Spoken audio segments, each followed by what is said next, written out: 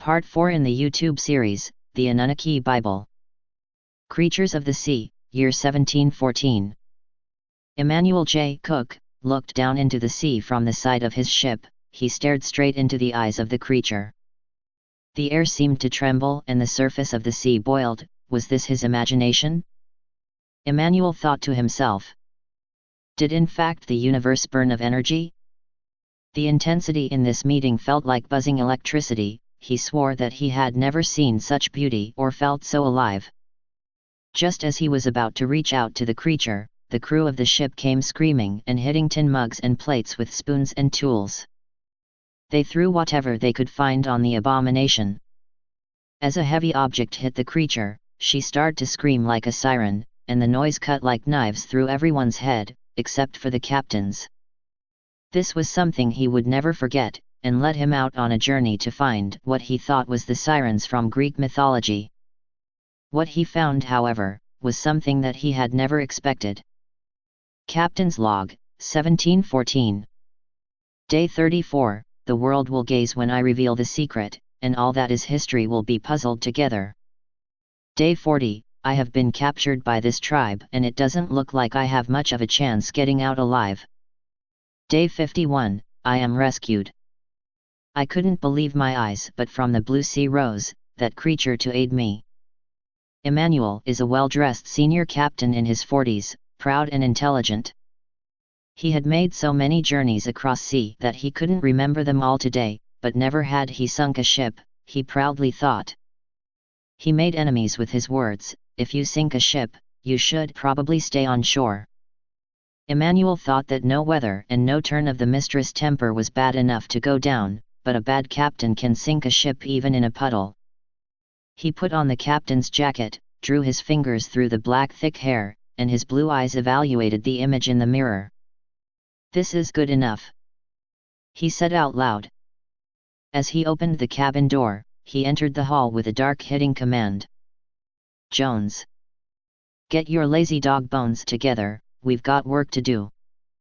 The plan was to, as soon as possible, travel by land to the Sea of Galilee. Finally the muster of the Queen saw shore.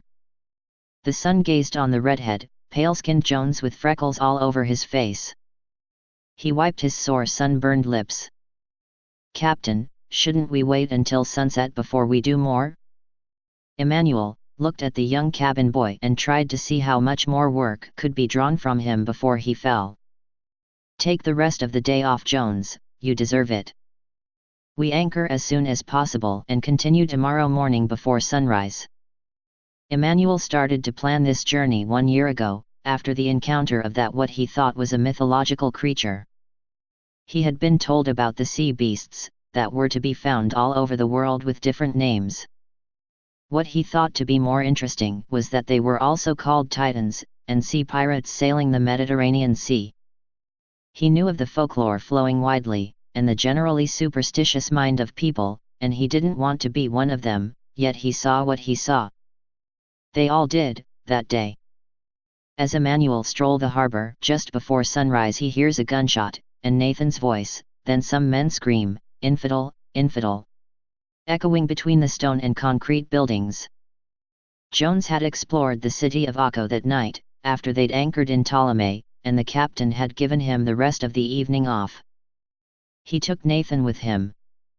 Nathan was a big brute man with a large blonde, grayish beard and eyebrows that were much too big for his face. Nathan didn't look English at all. If you thought blonde Vikings to be real, then that's what he looked like.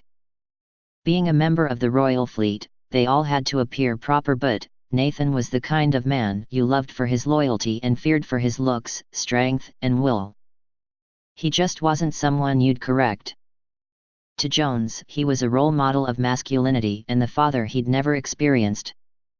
Once he was old enough and had earned enough money, he thought, he would leave the fleet to start a family and become like Nathan to his future children.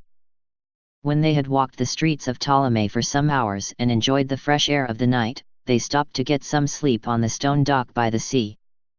Jones rolled his jacket together and put it as a pillow under his head while Nathan looked at the stars and talked about the adventures that they'd already experienced with the captain.